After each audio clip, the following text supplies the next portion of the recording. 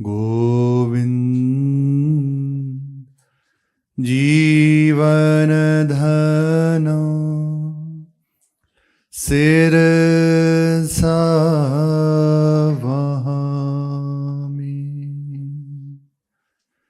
श्री राधा वल्लभ लाल की जय। युगल सरकार के चरणों का दृढ़ता पूर्वक आश्रय और आश्रय के बल से निरंतर स्मरण। हमारा विश्वास कहीं और न रह जाए, अपने भी मन बुद्धि का विश्वास न रह जाए, अपने भी साधन का विश्वास न रह जाए, केवल दृढ़ विश्वास युगल चरणों का हो जाए। तो जहां विश्वास दृढ़ हुआ तो चिंतन अनायास प्रारंभ हो जाएगा। बस चिंतन प्रारंभ हुआ तो बस मिलन की विकलता हृदय में जागृत हो जाएगी। प्रभु के मिलन की व्याकुलता उनके स्मरण से जागृत होती है। जब हम उनके रूप का, उनके स्वभाव का, उनकी महिमा का बार बार स्मरण करते हैं तो हृदय दौड़ पड़ता है प्रभु की ओर। कब मैं नेत्र भर के प्रभु को देखूंगा। जिसके लिए जीवन मिला है उन्हें मैं कब भर नेत्र देखूंगा। बस हृदय दौड़ पड़ता है। जीवन बड़ा अनमोल है। यदि इसे संसार के चिंतन में, संसार के आश्रय में बिता दिया तो कुछ हाथ नहीं लगेगा। अपने जन सत्संगी हैं और प्राय ये चर्चा सुनने को ही मिलती है। बस दो बात साध लो, प्रभु के चरणों का भरोसा और संसार का चिंतन छोड़ के प्रभु के चरणों का चिंतन। ये दो बात पकड़ लो। दूसरी में भी कचाई हो तो पहली में कचाई नहीं होनी चाहिए। विश्वास में अंतराय नहीं होना चाहिए। चाहे जैसी स्थिति हो, हमारा विश्वास कभी डगमगाए ना। ये अनमोल जीवन सार्थक हो जाएगा इसी बात से। अब जितना जीवन बच रहा है सबका सब बस प्रिया प्रीतम के चरणों में समर्पित हो जाए। उन्हीं के चरणों में समर्पित होकर बीते। बस यही उद्देश्य बना लीजिए। पीछे क्या हुआ, हमसे क्या हुआ, ऐसा हुआ वैसा, सब छोड़िए। अब लो नसानी, अब ना नसयो। आज से, अभी से, इसी क्षण से समझ जाइए। जब जागे तभी सवेरा, बड़े जनों की कहावत है। अब तक हम अंधकार में थे, सोए हुए थे, पर आज कृपा से, सत्संग की कृपा से, गुरुजनों की कृपा से हमारे नेत्र खुल गए। अब प्रकाश हमारे नेत्रों के समक्ष है। तो बस दौड़ पड़ो प्रभु की ओर। अब जितना जीवन बचा है उसे प्रभु के चरणों में समर्पित करके उनके स्मरण में बिताते चले।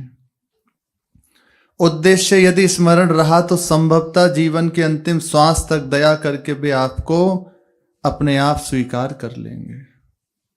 स्वीकार तो कर लिया, आपको अनुभव हो जाएगा। स्वीकार प्रभु ने कर लिया है। आप बस कुछ बातें अपने जीवन में उतार लीजिए। कुछ बातें हैं, इनका नियम ले लीजिए कि चाहे जो हो इन बातों को नहीं छोड़ेंगे। उद्देश्य दृढ़, प्रभु के चरणों का भरोसा, और कुछ बातें अपने जीवन में नियम पूर्वक ले लीजिए। पहली, सबसे पहली बात, उनकी कृपा की आशा। जो भी कुछ हुआ है कृपा से हुआ है, जो कुछ होगा कृपा से होगा, और जो हो रहा है बस कृपा से हो रहा है।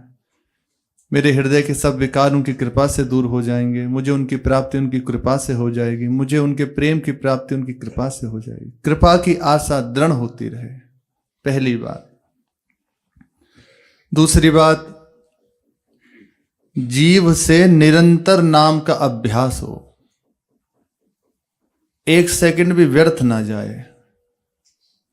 इसे इसलिए दूसरे नंबर पे रखा कि जब विश्वास पूर्वक आप नाम जप करोगे ना तो सहज हो जाएगा, और विश्वास छोड़ के नाम जप करोगे तो बड़ा कठिन होता है, क्लेश लगता है।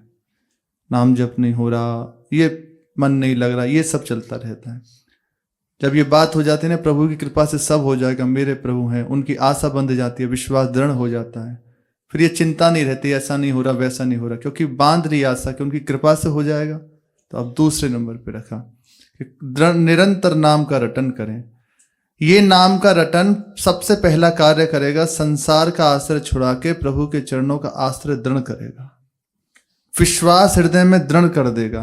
अभी हम सुन रहे हैं, कह रहे हैं, जब नाम का रटन होने लगेगा ना, अभी पहले धारणा की जाएगी कि बस प्रभु की कृपा से सब हो जाएगा, इसको पक्का नाम जप करेगा, इसलिए दूसरे नंबर पे रखा। और तीसरी बात कह रहे हैं, भागवत जी का पाठ, पूज्य बाबा चतुरासी जी का पाठ, भागवत जी का पाठ, ये इन्हें मत छोड़िएगा, फिर जीवन की धारा किसी दिन एकाएक एक ही क्षण में पलट जाएगी, समय नहीं लगेगा। इन 3 बातों को पकड़ लीजिए, प्रभु की कृपा की आशा, जीव से भगवान नाम का रटन और भागवत जी का पाठ।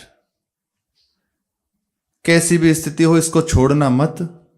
आप देखेंगे कि जीवन की जो धारा है वो एकाएक बदल गई और प्रभु के चरणों में पहुंच गई, ऐसा हो जाएगा। जीवन बहुत अनमोल है, इसे व्यर्थ न बिताएं। बस जितना भी समय बचा है उसे हम प्रभु के चरणों में समर्पित करते रहें, और ये नियम ले लें तो निश्चित किसी दिन करुणा होगी और सब बात हमारी अनंत जन्मों की बन जाएगी।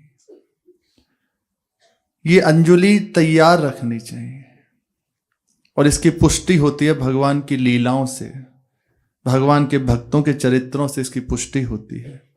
उनके जीवन वृत्तांत को जब हम सुनते हैं तो हमारे हृदय में दृढ़ता आने लगती है, हम भी ऐसे हों ये बात दृढ़ होने लगती है। हमारे प्रभु की बड़ी मधुर मधुर लीलाएं हैं, जिनका स्मरण कथन श्रवण निश्चित प्रभु से प्रेम करा देगा। बस गलती ना करे, गलती का तात्पर्य विपरीत ना चले। जो भगवान से प्रेम नहीं करते, विमुख जन हैं, वामपंथी हैं, उनका संग ना करे। अपने प्रभु के ही स्मरण में रहे, प्रभु की लीलाओं को सुने, कहे तो इन्हीं लीलाओं के प्रभाव से हृदय में प्रेम जागृत हो जाएगा। रुक्मिणी जी श्री भगवान को संदेश भेजती तो उसमें लिखती हैं, देखा नहीं है अभी रुक्मिणी जी ने, उसमें कहीं कहती हैं कि आप पूछेंगे आपको हमसे प्रेम कैसे हुआ। तो ये जो आपके प्रेमी जन जो विचरते रहते हैं ना, भूरिदा जना, ये जो प्रेमी जन हैं, इनके मुख से आपकी उज्जवल कीर्ति सुन के मेरा हृदय आपके चरणों में न्यौछावर हो चुका है, समर्पित हो चुका है। बस अब मेरे हृदय में चैन नहीं है, अब मैं आपके बिना जीवित नहीं रह सकती। और लिख देती, यदि अमुक तिथि तक आप नहीं आए तो फिर मेरे प्राण नहीं बचेंगे। रुक्मिणी जी तो श्रुत्वा भुवन सुंदर, आप त्रिभुवन सुंदर हैं, आपकी गुणावली सुनकर मेरा चित्त आपके चरणों में समर्पित हो गया, केवल श्रवण से। और जो आत्मसमर्पण भक्ति है ना नवदा, उसकी पूर्णता इसी श्रवण से होती है। प्रथम श्रवणम कीर्तनम, प्रथम भक्ति श्रवण है। सुनने से ही हमारी जो आश्रय वृत्ति है पुष्ट होती है, सुनने से ही भगवान के चरणों की शरणागति पुष्ट होती है। श्रवण बहुत बड़ी, इसे सबसे पहले कही गई। परीक्षित जी इसके आचार्य हैं। 7 दिन में भगवत साक्षात्कार हो गया, 7 दिन में भगवत तत्व में स्थित हो गए। और आज तक जहां तक जिसको भी मति की रति गति भूति भलाई, जब जही जतन जहां जही पाई, सो जानो सत्संग प्रभाव, लोको वेद न आन उपाओ। साधन हो रहा है, सत्संग नहीं है तो बात नहीं बनेगी। और सत्संग होते हुए साधन हो रहा है तो नित्य नवम नवम आनंद का अनुभव होने लगेगा। साधन सरस हो जाएगा। जो यात्रा जो कष्टमयी है ना, वो बड़ी आनंदमयी हो जाएगी। सत्संग बहुत महिमाशाली है। रानी रत्नावती जी के प्रसंग में आता है, कुछ नहीं, घोर रजोगुणी जीवन, जो आप पढ़ के देखें, घोर रजोगुणी जीवन था। बस दासी के मुख से श्री कृष्ण के रूप माधुरी को सुना, उनकी लीला माधुरी को सुना तो श्री रानी रत्नावती भक्त भूप कहलाई। भक्त भूप कहलाई, भक्तमाल जी में विशेष आदर प्राप्त हुआ। प्रहलाद जी के जीवन में आता है कोई और साधन नहीं, केवल गुरुदेव नारद जी की कृपा से भगवत चर्चा सुनी, उसी से भक्तराज प्रहलाद कहलाए। जितने भी प्रसंग हैं, श्री करमे तिवारी जी के प्रसंग में आता है, बाल अवस्था में पिता उनके व्यास जी थे, कथा कहते थे, तो पिता की कृपा से कथा सुन के उनका हृदय श्री कृष्ण चरणों में समर्पित हो गया। इतना समर्पित हो गया कि जब पहले तो बाल अवस्था में विवाह हो जाते थे, जब उनका गौना होने का समय था तो बस उसी रात्रि को घर से निकल पड़े। 3 दिन तक ऊंट का जो मरा हुआ शरीर था उसमें 3 दिन तक रही। सोचो कितना दुर्गंध होगी, पर पूरा चित्त इंद्रियों सहित समर्पित हो गया श्री कृष्ण चरणों में, तो कोई प्रभाव नहीं पड़ा उसका। बाद में जब प्रसंग आता है तो यहीं ब्रह्मकुंड पे एकांत स्थल पे बस उनके प्रसंग में है कि जब नेत्रों से अश्रु प्रभाव होता ना तो आसपास की भूमि पंकिल हो जाती, इतना नेत्रों से अश्रु प्रभाव होता। कैसे? केवल कथा से। कथा मात्रिक जीवनम श्री सनत कुमार आदि जी के लिए आता है, सनकादिकों के लिए आता है कि कथा ही जिनका जीवन है, परम सिद्ध महापुरुष हैं, लेकिन बस हर समय कथा कथा कथा सुनते रहते हैं, कथा रहते हैं, भगवान नाम का स्मरण करते रहते हैं। यही जीवन है। जिसने इतना ही जीवन में धारण कर लिया ना कि बस मुझे प्रभु की चर्चा सुननी है, करनी है और उनका स्मरण करना है, इसी से मुझे प्राप्ति हो जाएगी। और यही पूज्य बाबा भी कह रहे हैं कि 3 बात ले ले, प्रभु के चरणों का भरोसा, उनकी आशा, जीव से नाम का रटन और भागवत जी का पाठ, अर्थात भगवान की लीलाओं का कथन श्रवण, इसी से प्रभु की प्राप्ति हो जाएगी। बिल्कुल सरल है, बिल्कुल सरल सहज उपाय है। मति अपनी छोड़ के केवल महापुरुषों की आज्ञा में अपना जीवन बिता दे। प्रभु की एक एक लीला मनोहारिणी है। एक लीला में भी चित्त फंस गया ना तो बस बैठ गए। 3-3, 4-4 दिन एक ही लीला में डूबे हुए, एक एक प्रसंग में डूबे हुए हैं।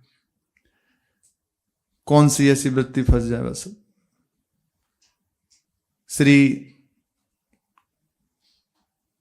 कृष्णदास जी महाराज, राधा कुंड के सिद्ध श्री कृष्णदास जी महाराज, उनके प्रसंग में आता है, परम सिद्ध महापुरुष थे, लाला बाबू जी के गुरुदेव।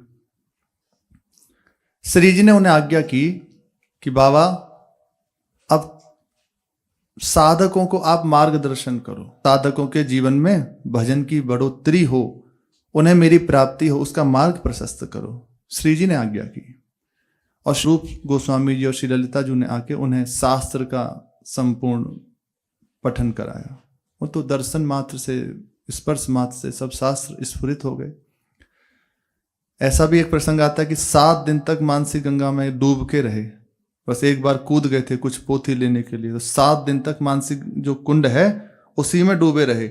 7वें दिन बिल्कुल सूखे वस्त्र ऐसे ही निकलते चले, हाथ में कुछ पुरानी लिपियां रखी हुई थी और ऐसे चले आ रहे हैं। बहुत बहुत उच्च कोटि के सिद्ध महापुरुष थे।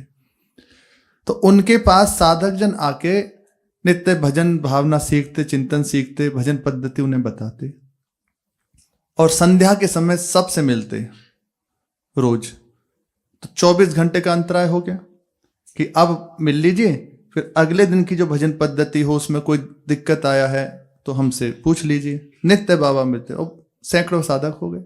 ऐसे ही होता है, भजन किसी के अनुशासन में ही किया जा सकता है, मनमानी भजन नहीं होता। आज मन कह रहा है कि चलो 2 घंटा 4 घंटा बैठ जाएं, तो कल मन कहेगा आज रहने देते हैं, आज ठंड बहुत है। सच्ची ऐसा ही है, अनुशासन में रह के भजन किया जाए, नियम पूर्वक भजन। किसी का एक भय रहना चाहिए हृदय में कि अरे आज यदि पद्धति पूरी नहीं हुई, आज नियमावली पूरी नहीं हुई तो उनको हम क्या कहेंगे। यदि उनने पूछ लिया कि तुम्हारी दिनचर्या कैसा है, ऐसे एक भय पूर्वक पूरा एक तैयार रहना चाहिए हमारा, जो हमारी दिनचर्या है। पर प्रथम होता है कोई तो आनंद नहीं मिला, अरे उसे छोड़ो, आनंद तो मिलेगा, वो तो अपने घर की वस्तु है। पर पहला कार्य कीजिए, अपने शरीर को पूरी तरह उनकी आज्ञा में लगा दीजिए। यहीं से प्रारंभ होता है। पर इसको बहुत कम, कौन अनुशासन स्वीकार करना चाहता है? वो तो स्वतः ही अपने मन के खुद हम राजा हैं, कैसे किसी की बात मानेंगे? पर बिना अनुशासन के भजन नहीं होता, नहीं होता। वो बस एक मनमानी रहती है, वो कहीं ना कहीं मन बहलाता रहता है, आज इतना कर लिया, इतना कर लिया, किसी दिन बिल्कुल नहीं करेगा, धीरे धीरे धीरे उतारता चला जाता है। जैसे जो साधक जन कहते हैं ना कि पहले तो भाव होता था, ये होता था, अब नहीं होता, उसका कारण है आपने किसी का अनुशासन स्वीकार नहीं किया। आप देख लीजिए, आप अपने मन से चले हैं, इसी कारण से ये बात है। नहीं तो दिन दिन बढ़त अनुराग, दिन दिन नवम नवम वैराग्य का वृत्ति होने लगती है। फिर एक दशा आगे आके गुरुजनों की कृपा से ऐसी होती है, फिर ये बाहरी वृत्तियों का कोई मतलब ही नहीं रह गया, वो चित्त प्रभु में अर्पित हो गया। सब कार्य है चित्त जहां प्रभु के चरणों में अर्पित हुआ, बस हो गई बात सारी। तो यहां ये स्वीकार ही नहीं होता, इसलिए शिकायत बनी रहती है कि पहले ऐसा होता था, अब ऐसा नहीं होता। तो आप देख लो, आप आज अभी इसी क्षण से किसी भी गुरुजनों का आश्रय स्वीकार कीजिए और उनके द्वारा भजन पद्धति को अपनाइए, दिनों में परिवर्तन हो जाएगा। दिनों में, ये कृपा का मार्ग है ना, दिनों में परिवर्तन हो जाएगा। पर उसके लिए यही है, अपनी बात छोड़नी पड़ेगी। वही महाराज जी से किसी ने पूछा कि सच्चा शिष्य किसे कहते हैं, सच्चा शिष्य कौन है, पहचान क्या है? तो एक ही उत्तर था, और बड़ा सुंदर उत्तर था, मन जिसने अर्पित कर दिया वही शिष्य है। जहां कर दिया खड़ा वैसे खड़े हैं, जो कह दिया वैसे कह दिया, बस ऐसे। वचनम करिष्यति तव में, कुछ प्राप्त करना है तो नहीं तो। अब जैसे गुरुजन हैं, बोल रहे हैं ना कि जीवन बीता जा रहा है, यदि आप सावधान नहीं हुए तो बहुत अंतराय पड़ जाएगा। आज्ञा कर रहे हैं तो गुरुजन ही तो बोल रहे हैं, अब वो आज्ञा दे रहे हैं, बात मान लीजिए, प्रभु का विश्वास कर लो, प्रभु के नाम जप करो, भागवत जी का पाठ करो। तो गुरु ही तो बोल रहे हैं तत्पर रूप से, बात स्वीकार कर लो, देखो जीवन परिवर्तित हो जाएगा। ये जरूरी है, बहुत जरूरी है। हमारे प्रभु हमें वही सुनाते हैं जो हमारे लिए आवश्यक है जिस समय। ये नहीं विचार न करना चाहिए कि ये क्यों ऐसा, नहीं, जिस समय जिस औषधि की आवश्यकता है डॉक्टर उसी समय वही देता है, और वो पक्का है, उसका आप यदि सेवन करें कुपथ्य त्याग के तो निश्चित निरोग हो जाएंगे। तो श्री कृष्णदास जी के जो समीप अनेकों साधक आते, तो सबको भजन पद्धति श्री कृष्णदास जी महाराज ने दी, सब अच्छे से भजन में लगे। तो जहां गुरुजनों की कृपा से भजन में लगा जाता है उनकी आज्ञा के अनुसार, तो दिनों में अनुभूति होने लगती है। सच्ची कहते हैं आपसे, दिनों में अनुभूति होने लगती है। पर चल वैसे चलोगे तब, जब जैसे कहा जा रहा है। तो श्री कृष्णदास जी के समय जितने भी आते तो उनको जो जो अनुभूतियां होती वे सब श्री कृष्णदास जी को बताते। और कहीं जैसे दिक्कत आती कि आज इस जगह परेशानी हो, आज ये जगह, तो वो बता देते कि आप ऐसे इसको कर लीजिए, तो उसका निवारण हो जाता और वो भजन में लग जाता। ऐसे ही पूज्य श्री चंद्रशेखर बाबा करते। ये तो हमने दर्शन किया है, भीड़ लगी रहती थी, संत सेवा हो रही है, साधकों की भीड़ लगी रहती थी। कितनी बार अपने जनों को उनकी कृपा से उपदेश सुनने को मिला पूज्य बाबा। पहली बार याद है जब हम दर्शन करने गए, तो एक श्री रूप गोस्वामी जी के जो अष्टादश सिद्धांत हैं भक्ति के हैं, उसमें जिसमें दो चर्चाएं हैं कि भक्ति बाधित किससे होती है और भक्ति वर्धित किससे होती है, तो उसमें वो वर्णन कर रहे थे। तो पूज्य बाबा ने पहले दिन यही कहा, वैष्णवों का संग करना, वैष्णवों की सेवा करना, वैष्णवों से कुछ प्रदान करना और उनसे भेंट स्वरूप अर्थात प्रभु की जो भोग्य है, जो प्रसाद है, प्रसाद स्वरूप लेना, उनको सम्मान देना, और वो सम्मान जब देते हैं ना तो आदर पूर्वक उनकी प्रसन्नता के लिए स्वीकार करना, वस्त्र देना, इस प्रकार, इस तरह से जब मन मिलते हैं तो भक्ति वर्धित होती है। ऐसा श्री रूप गोस्वामी जी वर्णन किया। तो पहले दिन हमें याद है ये श्लोक पूज्य बाबा ने कहा था, और बहुत विचित्र दशा थी, ऐसे हाथ कांपता रहता था, उंगली ये तो ऐसे सीधी हो गई थी, ये मूर्ति नहीं थी, बिल्कुल ऐसे सीधी उंगली रहती थी, ये बिल्कुल ऐसे ही। किसी भी अवस्था में हो, शरीर काम नहीं करना, उठा नहीं जा रहा, पाया नहीं जा रहा, पर हाथ से माला नहीं छूटती थी। 3 लाख जब तो गिन के ही करते, नित्य करते थे, अंतिम सांस तक ऐसे। और वैष्णवों के प्रति कितना भाव, साष्टांग प्रणाम जब भी होता, कितनी बार दर्शन। तो नित्य संध्या को पूज्य बाबा बैठ जाते, और बैठ के साधक जन भी बैठ जाते, जो भी वैरागी साधु हैं, सब अपने अपने भजन की पद्धति के अनुसार चल रहे हो, तो बताते कि बाबा आज अमुक जगह अमुक शास्त्र में अमुक बात लिखी, तो इसका तात्पर्य क्या है। तो बाबा अनुभव के स्वरूप में जो अनुभव किया उसके आधार पे बोलते हैं, उनके हृदय का संशय दूर हो जाता और भजन में उन्नति होती। पर वो एक समय था, इसलिए ऐसा मत सोचो कल ऐसा होगा। आज अभी जैसा प्रभु ने अवसर दिया उसी में बस विकल होकर लग जाओ, आगे के लिए इंतजार मत करो।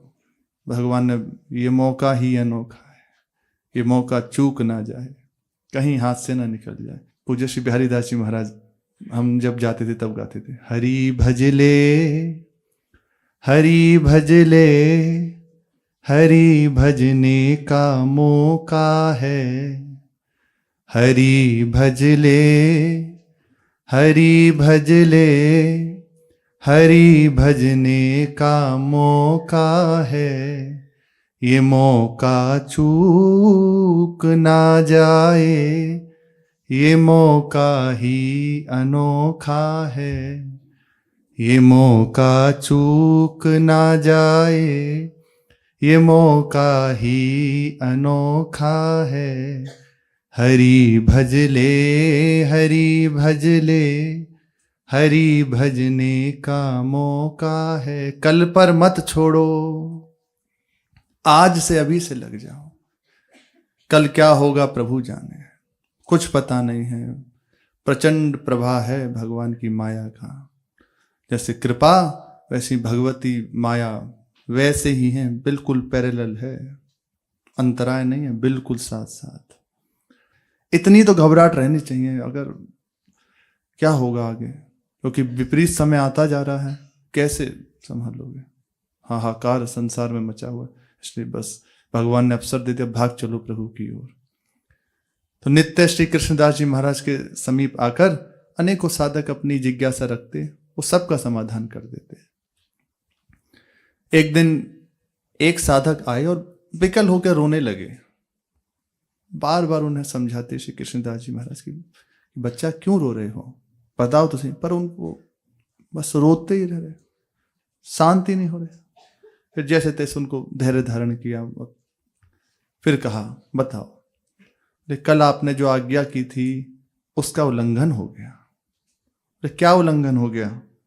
महाराज जब मैं चिंतन में बैठा, एकांत चिंतन में, तो उस समय श्री जी का चिंतन करते हुए, उनका श्रृंगार करते हुए मानसी में, तो मेरा जो चित्त था श्री जी के कर कमल में अटक गया। इस बात से विकल थे। अब उसके बाद ऐसा अटका कि मैं प्रयास करता रहा लेकिन वहां से हट ही नहीं पाया। बस वो सुंदर कंगन से आवृत जो कर कमल था, ऐसी शोभा, इतना सुंदर कि मैं क्या बताऊं। बस पूरा समय मेरा उसी में बीत गया। मैं बार बार प्रयास करता रहा पर वो नहीं हुई। तो कल आपकी आज्ञा का पालन नहीं हो पाया, इसीलिए अनुशासन आवश्यक है। किसी महापुरुष ने आज्ञा दी, उसमें जरा भी चूक हो तो तत्काल उनके चरणों में निवेदन करो। आज ऐसा हुआ, कैसे भी हो। पूज्य श्री जय प्रसाद जी के प्रसंग में आता है कि सीधे आज्ञा कभी नहीं दी श्री उड़िया बाबा ने उन्हें। मंत्र भी ऐसे सीधे नहीं दिया, जैसे कंठी बांधी हो ये पद्धति है ना, ऐसे नहीं। उसमें सत्संग हो रहा था, सत्संग के बीच में बैठे हुए थे और हाथ रस में, और ऐसे कहा, कलयुग में भगवान का नाम, ये जो महामंत्र है, हरे कृष्ण कृष्ण कृष्ण हरे हरे, हरे राम राम राम हरे हरे, इसी की कृपा से भगवत प्राप्ति हो जाती है, श्री कृष्ण की प्राप्ति हो जाती है। ऐसा कहा बस संकेत से, ऐसे दृष्टि से देख के उसी समय स्वीकार कर लिया कि मुझे मेरे गुरुदेव मंत्र दे रहे हैं। गले में कंठी बांध ली और स्वीकार कर लिया तभी से, और आजीवन बस गुरु रूप में वर्ण कर लिया। ऐसे गुरुवरण हुआ श्री गया प्रसाद जी महाराज का उड़िया बाबा के लिए। ये होती है निष्ठा, स्वीकार कर लिया। तो ऐसे ही सत्संग चल रहा था एक बार, तो सत्संग के बीच में श्री उड़िया बाबा जी ने कहा कम से कम साधक को ज्यादा नहीं तो 4-6 घंटे तो जप करना ही चाहिए, ऐसे कहा सत्संग के बीच में।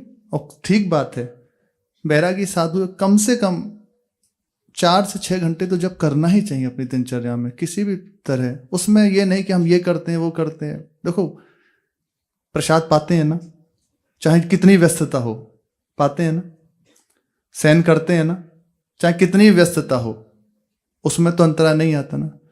पर जब यहाँ की बात आएगी तो नहीं, हम ये होता है वो होता है, उसका कारण है हम अभी तैयार नहीं हो रहे करने के लिए।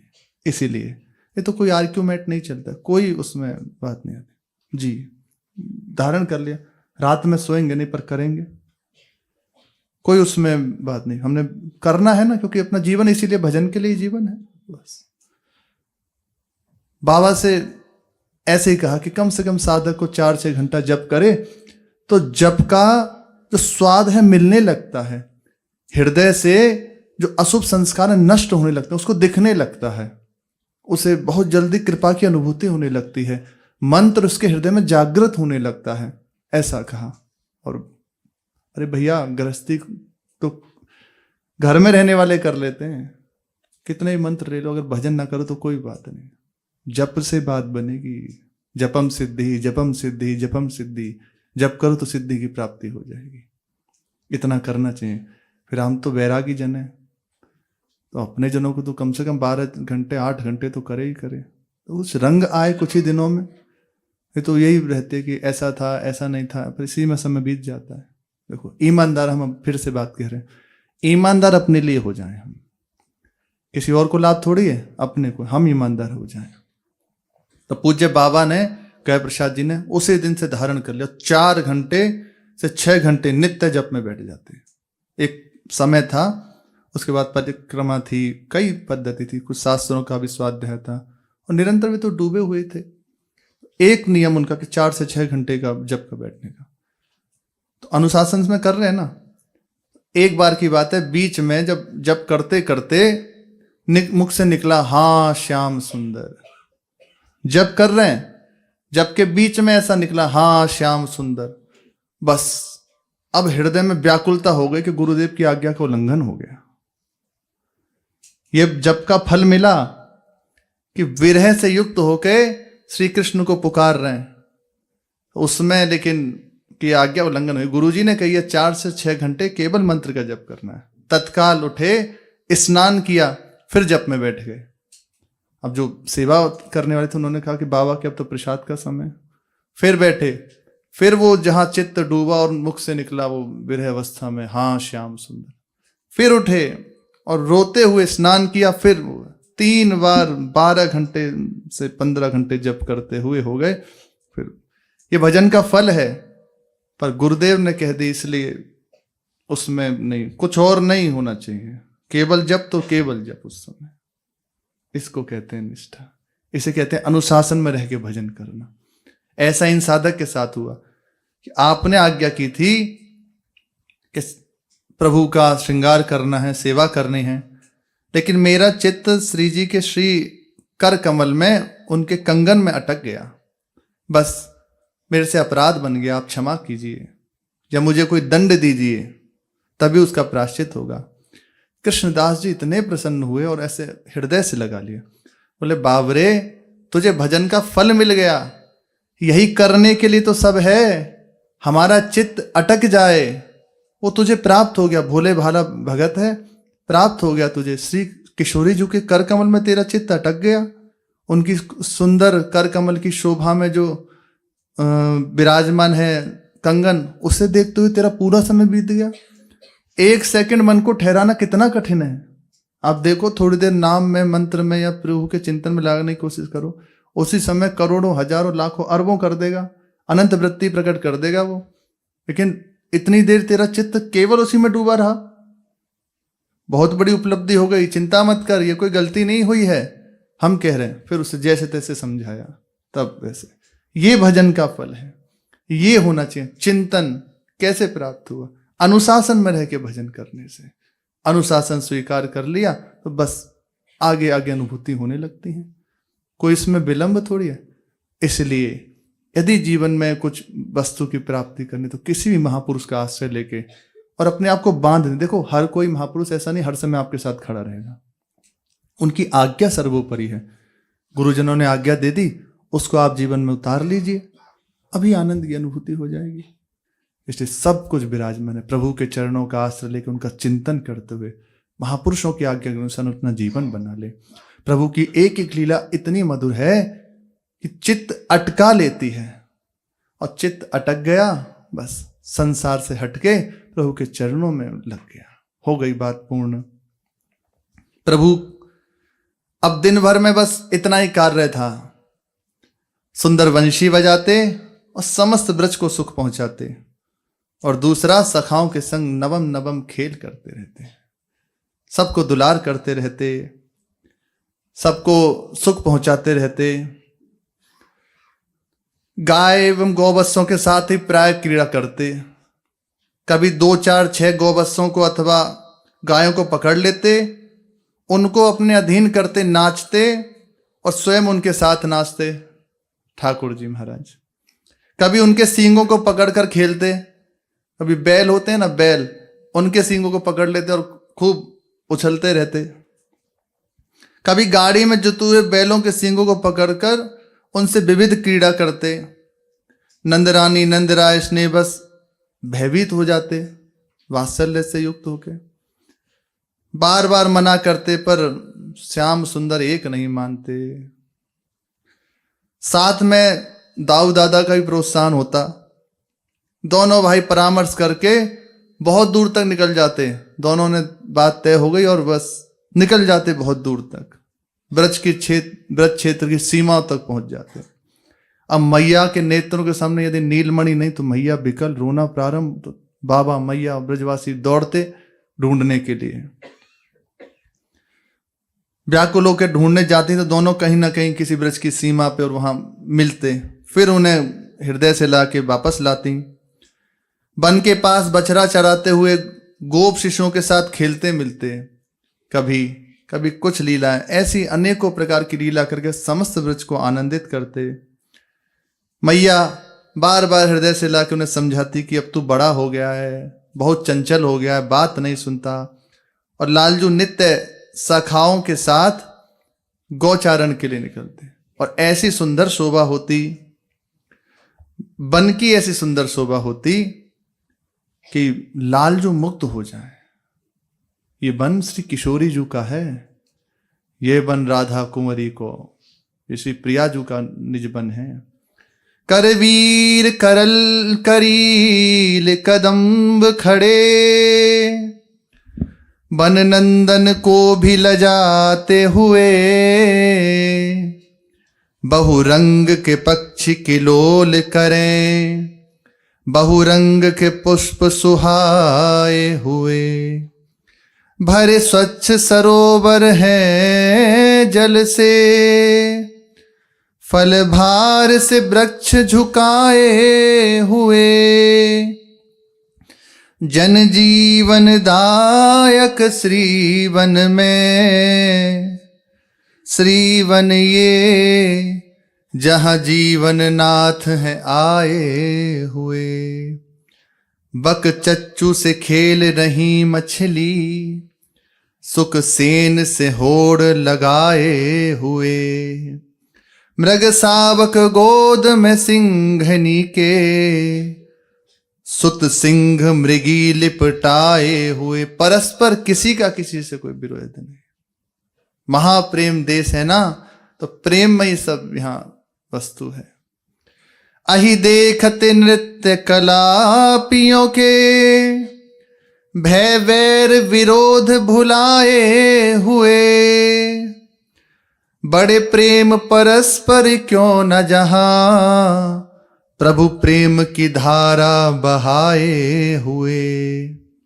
शोभा कैसी है श्याम सुंदर की, मैया ने घर से ही सुंदर श्रृंगार करके भेजा है। घर से ही यशोदा ने मोहन को मणि स्वर्ण विभूषण थे पहिनाए, फिर भी वन में ब्रज बालकों ने अपनी रुचि से ब्रजराज सजाए। सुंदर श्रृंगार हो रहा है ये मैया के द्वारा, लेकिन ब्रज में जब वन में आते हैं तो लाला को बीच में बिठा के सब सखा सुंदर सुंदर धातुएं लाते हैं, उनसे श्रीअंक पे पत्रावली करते हैं, चित्रकारी करते हैं।